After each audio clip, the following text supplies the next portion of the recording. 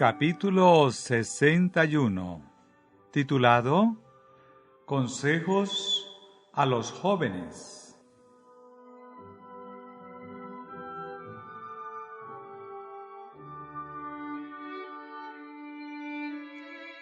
A los alumnos de la Academia de South Lancaster declaro: acercaos a Dios, y Él se acercará a vosotros. Santiago 4:8. Nunca os avergoncéis de vuestra fe, que nunca se os halle del lado del enemigo. Vosotros sois la luz del mundo. Mateo 5:14. Vuestra fe ha de revelarse como preciosa verdad, una verdad que todos deben tener y que es preciso que todos tengan, si es que se han de salvar. Como pueblo, somos una minoría. No somos populares. Nuestros enemigos procuran descubrir si hay maldad en nosotros con el fin de traicionarnos y causar la ruina a nuestras almas. No entenderán nuestros motivos. Mal interpretarán nuestro celo y ferviente deseo de hacer que otros vean y entiendan la verdad para que puedan cumplir la voluntad de Dios, mediante la obediencia de sus mandamientos. No obstante, debemos pelear la buena batalla de la fe y ser hallados firmes y constantes, abundando en la obra del Señor siempre. Primera de Corintios 15, 58.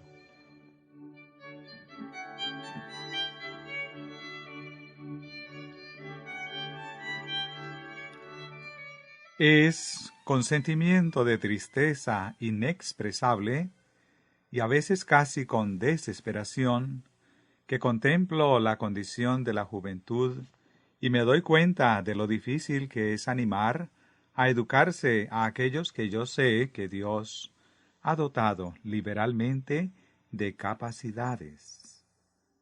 Desprovistos de educación, serán inútiles e ineptos en cualquier posición. Por otra parte, al obtenerla, se verán expuestos a peligros y tentaciones. Satanás procurará utilizar sus habilidades refinadas en su servicio.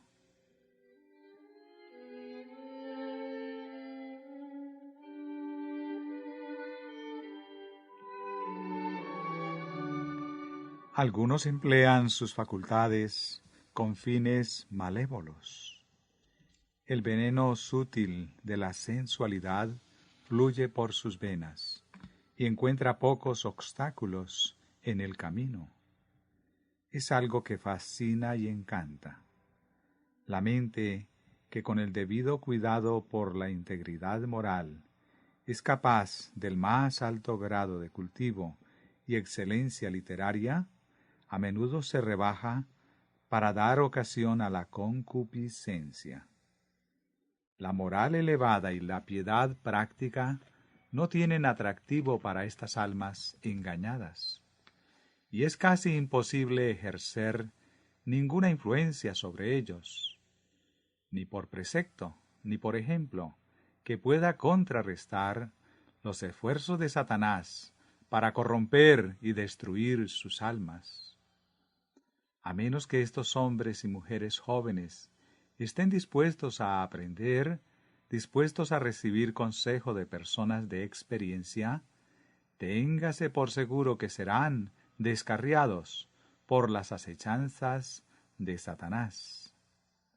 Y a no ser que aquellos que son sus maestros estén creciendo constantemente en la gracia y en el conocimiento de la verdad, como también en verdadero discernimiento espiritual, estarán en peligro, por medio de su ejemplo y la promoción de ideas erróneas, de ayudar inconscientemente al enemigo en su obra, llevando las almas a pensar que lo que les reporta el menor bien y es de menos beneficio para ellas, es en realidad lo mejor.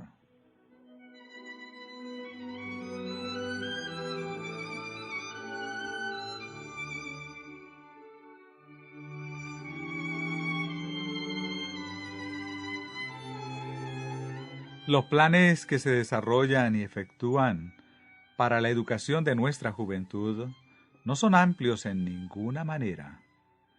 Los jóvenes no debieran recibir una educación unilateral, sino que todas sus facultades deben recibir el mismo grado de atención. La filosofía moral, el estudio de las escrituras y la cultura física deben combinarse con los cursos de estudio que se siguen en las escuelas.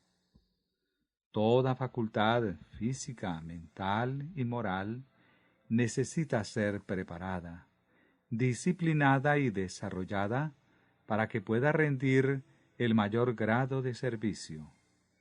Porque a menos que todas se desarrollen por igual, una facultad no puede hacer su obra cabalmente sin sobrecargar alguna parte de la maquinaria humana.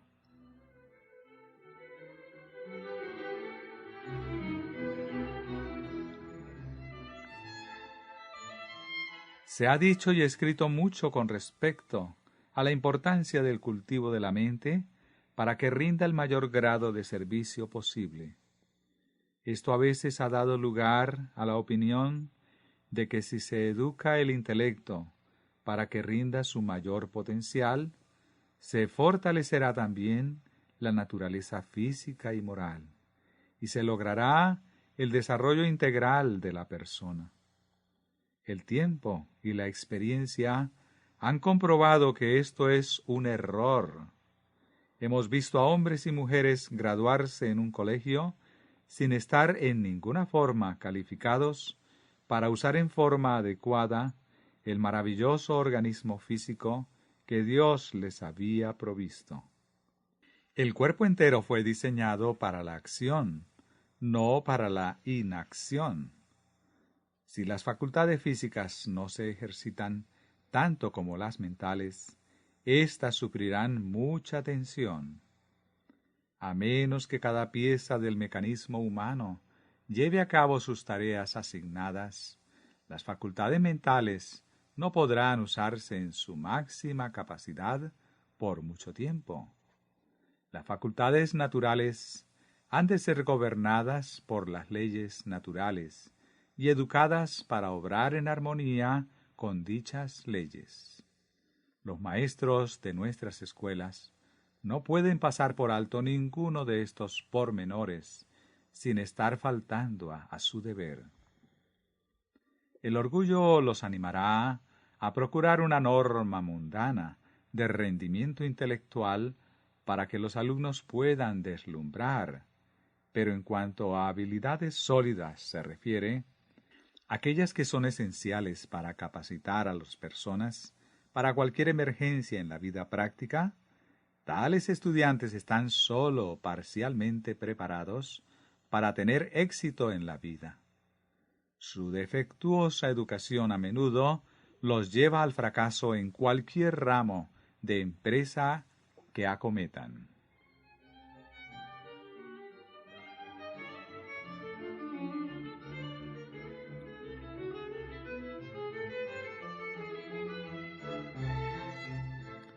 Los ejercicios de gimnasia pueden ser ventajosos bajo algunas circunstancias.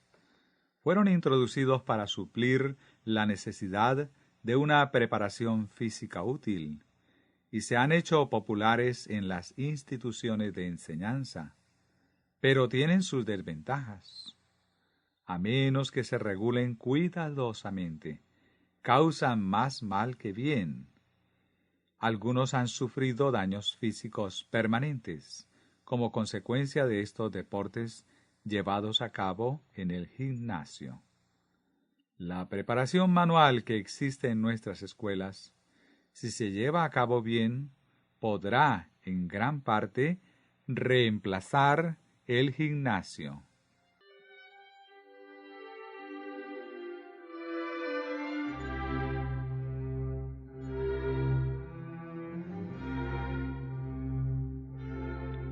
Los maestros deben prestar mucha más atención a las influencias físicas, mentales y morales de nuestras escuelas.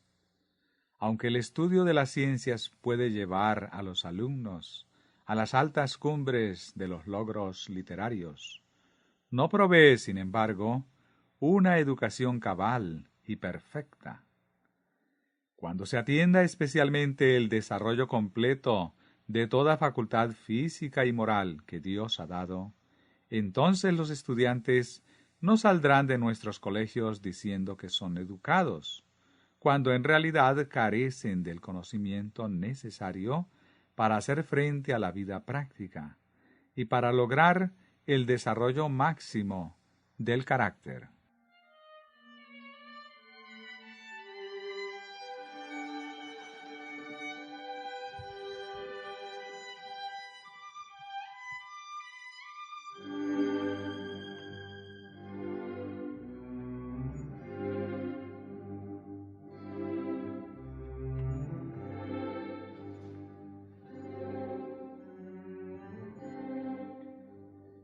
Me duele el corazón al ver estas deficiencias, porque el resultado ha de ser la pérdida de la salud, la carencia de la capacidad de cuidar a otros, y la falta de adaptación a esa clase de labor que es la más esencial para lograr el éxito en la vida. Abundan en los periódicos informes sensacionales de fraudes y malversaciones, de familias en miseria, maridos que se escapan con las esposas de otros hombres, y de mujeres que se escapan con los esposos de otras mujeres. Todo porque a estas personas no se les enseñaron hábitos de laboriosidad y nunca aprendieron cómo economizar el tiempo o cómo emplear sus facultades en la mejor manera posible para establecer un hogar feliz.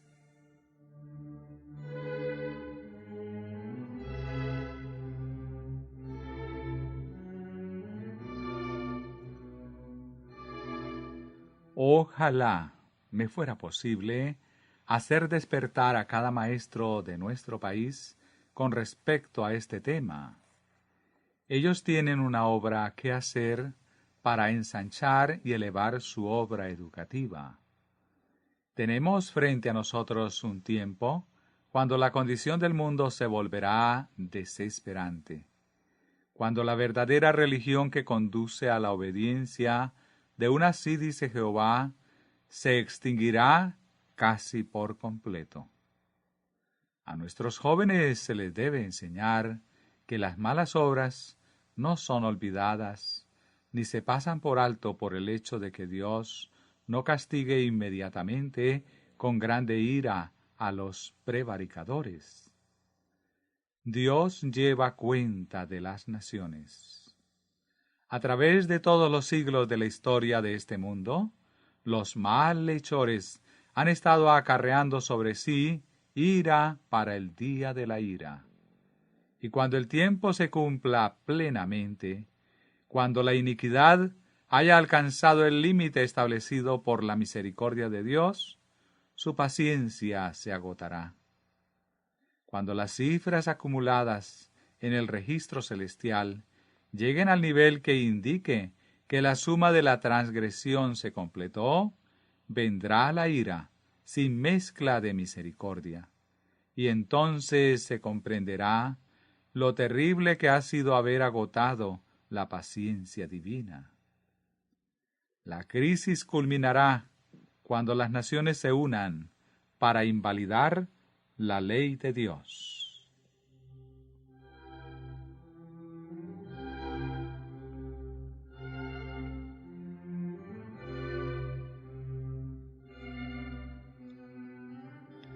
Vendrán días cuando los justos se conmoverán de celo por Dios por causa de la iniquidad reinante.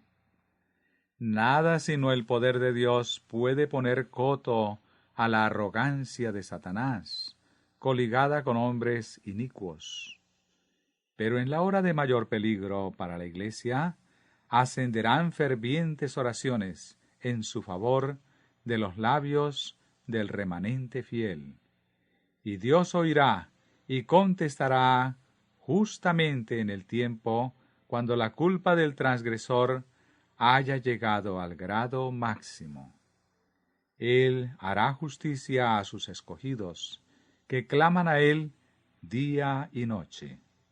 Lucas 18:7. Y espera con longanimidad en cuanto a ellos. Se llenarán de celo por el honor de Dios. Serán fervientes en oración, y su fe se hará fuerte.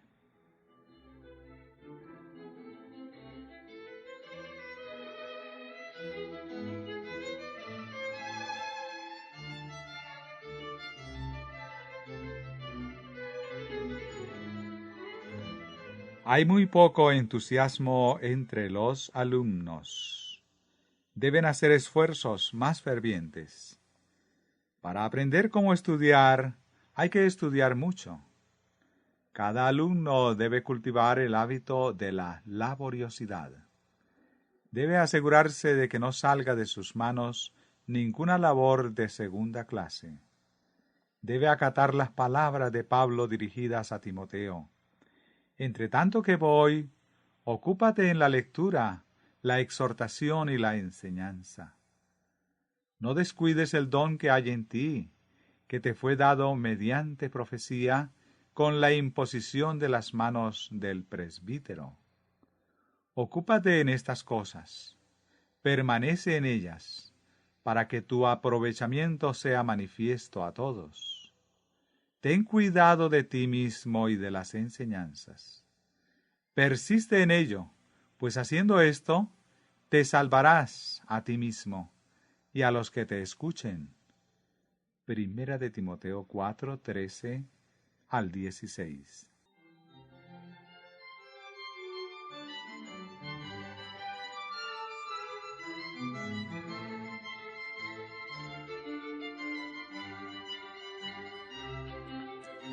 El deber tanto de mayores como de jóvenes ha de expresarse en un lenguaje sencillo y positivo, porque nos ha tocado vivir en tiempos peligrosos, cuando pareciera que la verdad está sobrecargada de falsedad y de secciones satánicas.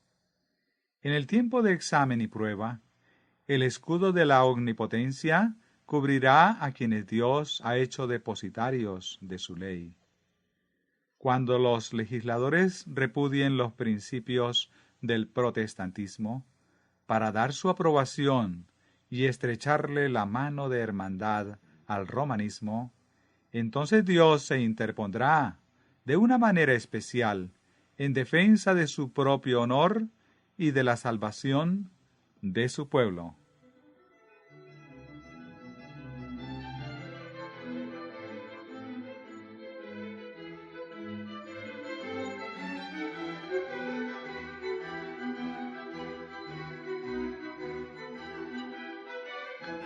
Los principios que es necesario que nuestra juventud cultive han de mantenerse ante ellos en su educación diaria, para que cuando se promulgue el decreto requiriendo que todos adoren a la bestia y a su imagen, puedan hacer decisiones correctas y tengan el valor de declarar sin titubeo su confianza en los mandamientos de Dios y la fe de Jesús, aun en el mismo tiempo cuando la ley de Dios esté siendo invalidada por el mundo religioso.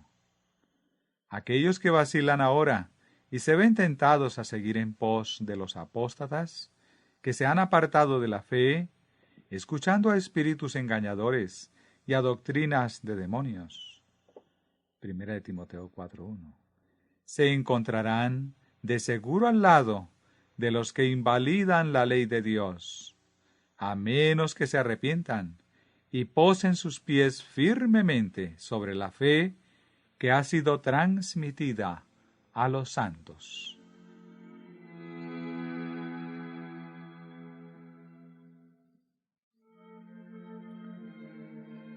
Si es que estamos viviendo en medio de estos temibles peligros descritos en la palabra de Dios, ¿no debiéramos estar despiertos a las realidades de la situación? ¿Por qué estar tan callados? ¿Por qué hacer de menos importancia las cosas que son de mayor interés para cada uno de nosotros? La Biblia debiera ser para nosotros el tesoro más querido y debiera ser estudiada y celosamente enseñada a otros. ¿Cómo es posible que continúe esta enorme indiferencia de parte de los que tienen luz y conocimiento?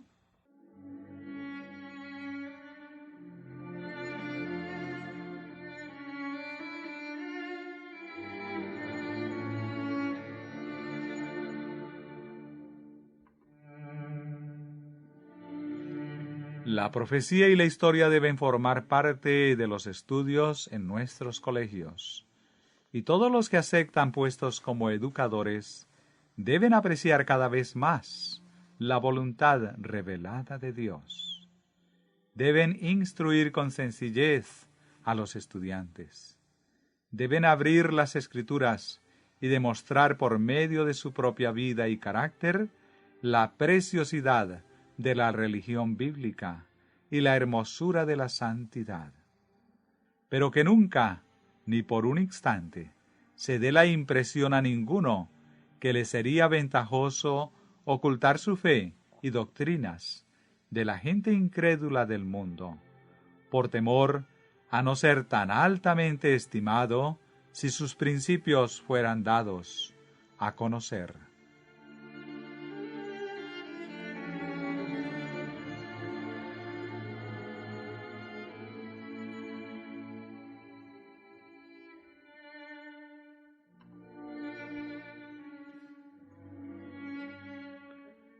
No es tiempo de abochornarnos de nuestra fe.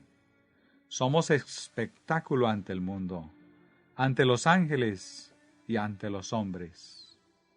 El universo entero contempla con interés inefable la obra final de la controversia entre Cristo y Satanás. En un tiempo como el presente, cuando la obra del juicio de los vivos está por comenzar, ¿permitiremos que la ambición no consagrada tome posesión del corazón? ¿Qué podrá ser de algún valor para nosotros ahora, excepto que seamos hallados leales y fieles al Dios del cielo? ¿Qué hay de valor verdadero en este mundo cuando estamos a la orilla del mundo eterno? ¿Qué clase de educación podremos dar a los alumnos de nuestras escuelas que sea tan necesaria como el conocimiento de qué dicen las Escrituras?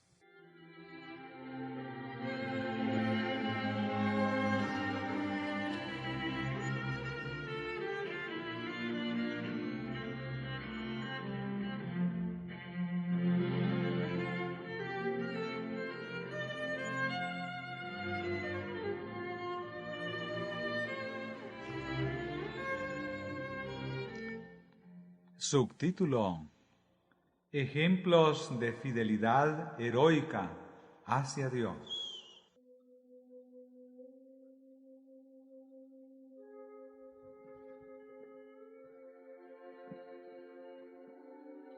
José, al ser honrado por los egipcios, no ocultó su lealtad hacia Dios. Elías, en medio de una apostasía general, no procuró esconder el hecho de que servía al Dios del cielo. Los profetas de Baal eran 450, sus sacerdotes 400, y miles sus adoradores. Mas Elías no intentó dar la impresión de que estaba del lado popular. Espléndidamente se mantuvo solo. La montaña estaba atestada de un gentío en anhelante expectativa. El rey se presentó en toda su pompa, y los idólatras Confiados en que iban a triunfar, lo recibieron con aclamaciones.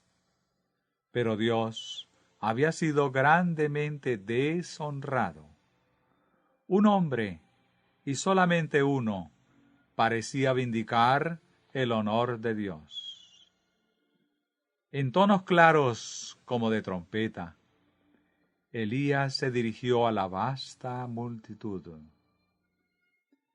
¿Hasta cuándo claudicaréis vosotros entre dos pensamientos?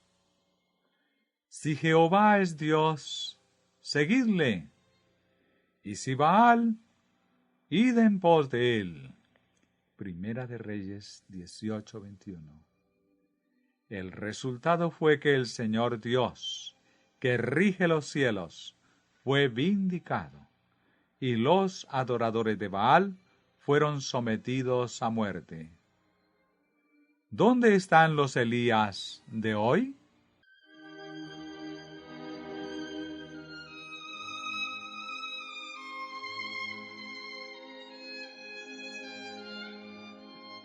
La historia de Daniel es extraordinaria. Vivió su fe y sus principios arrostrando gran oposición. Fue condenado a muerte porque no cedió en lo mínimo con respecto a su lealtad hacia Dios, aun en vista del decreto del rey. Hoy día pudiera decirse que es ser justo en demasía, irse a arrodillar y orar frente a una ventana abierta 3 veces al día, consciente de que ojos intrusos lo observaban y que sus enemigos estaban listos para acusarlo de deslealtad hacia el rey. Mas Daniel no iba a permitir que ningún poder terrenal se interpusiera entre él y su Dios. Aún bajo la perspectiva de muerte en el foso de los leones. Aunque Dios no impidió que Daniel fuese lanzado dentro del foso de los leones, un ángel entró con él y tapó sus bocas para que ningún mal le sobreviniera. Y en la mañana, cuando el monarca lo llamó, él respondió: Mi Dios envió a su ángel, el cual cerró la boca de los leones, para que no me hiciesen daño, porque ante él fui hallado inocente. Y aun delante de ti, oh rey, yo no he hecho nada malo. Daniel 6:22. Era un noble y constante siervo de Dios.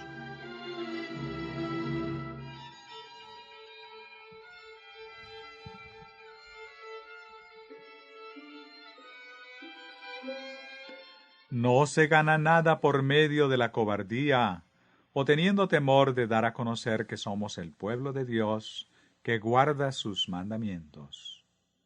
El ocultar nuestra luz, como si nos avergonzáramos de nuestra fe, resultará solo en desastre. Dios nos dejará a merced de nuestra propia debilidad. Que el Señor nos libre de rehusar que nuestra luz brille en cualquier lugar a donde Él nos llame. Si nos aventuramos a avanzar solos, siguiendo nuestras propias ideas, nuestros propios planes, dejando a Jesús atrás, no podemos esperar ganar fuerzas, valor o brío espiritual. Dios ha tenido sus héroes morales, y los tiene hoy día. Son aquellos que no se avergüenzan de ser su pueblo especial. Su voluntad y sus planes están sometidos a la ley de Dios. El amor de Jesús los ha llevado a no estimar sus propias vidas como preciosas. Su obra ha sido la de captar la luz que proviene de la palabra de Dios y dejarla brillar en el mundo con rayos claros y constantes. Su lema es: lealtad al Señor.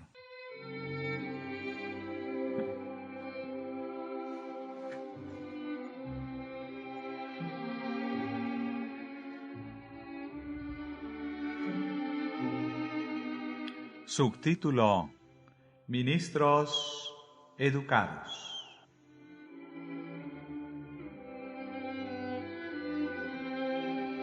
El comerciante, el carpintero, el agricultor y el abogado han tenido que aprender su oficio o profesión. Al principio, por falta de conocimiento, hacen un trabajo imperfecto, pero a medida que siguen pacientemente en sus vocaciones, se hacen maestros de sus respectivos llamados. Sin la cuidadosa aplicación de la mente y el corazón, y toda la fuerza de su ser, el ministro resultará ser un fracaso. Puede ser que sea predicador, pero también debiera estar capacitado para actuar como pastor. El estudio nunca debe terminar. Ha de continuar a través de todo el periodo de labor. No importa cuán bien calificado para el trabajo se considere estar.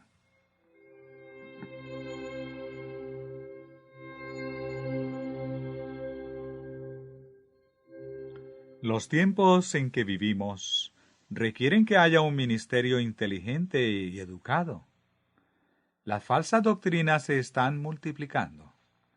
El mundo está logrando educarse conforme a una alta norma de realización literaria. Y el pecado, la incredulidad y la infidelidad se vuelven cada vez más audaces y desafiantes. Conforme van aumentando el conocimiento y la agudeza intelectual. Este estado de cosas exige el uso de todas las facultades del intelecto, porque es con mentes agudas y bajo el control de Satanás que el ministro tendrá que enfrentarse. Él debe estar bien equilibrado mediante sus principios religiosos, creciendo en gracia y en el conocimiento de nuestro Señor Jesucristo. Se ha hecho demasiado trabajo al azar, y no se han ejercitado las mentes hasta el máximo grado de su capacidad. Nuestros ministros tendrán que defender la verdad contra los apóstatas degradados, y también señalar la evidencia bíblica a aquellos que defienden errores engañosos. La verdad tiene que colocarse en contraste con las aseveraciones audaces. Nuestros ministros tienen que ser hombres que estén completamente consagrados a Dios, hombres de una cultura no común, pero sus mentes tienen que estar completamente iluminadas de fervor religioso, recogiendo rayos de luz del cielo y proyectándolos en medio de la oscuridad que cubre la tierra y de las densas tinieblas que envuelven a la humanidad.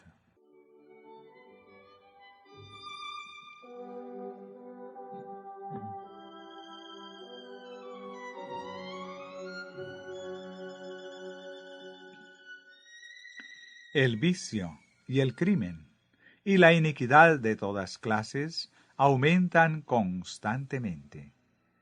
El poder penetrante de la verdad bíblica tiene que mostrar el contraste que existe entre la verdad y el error. Se requiere un grado mayor de preparación para rendirle buen servicio al maestro. Sin embargo, si el ministro depende del conocimiento que adquiere y no siente la necesidad de la iluminación divina cada día, la educación adquirida es solamente un tropiezo para los pecadores. Queremos que el Dios de toda sabiduría sea tomado en cuenta en toda nuestra labor, en todas nuestras experiencias.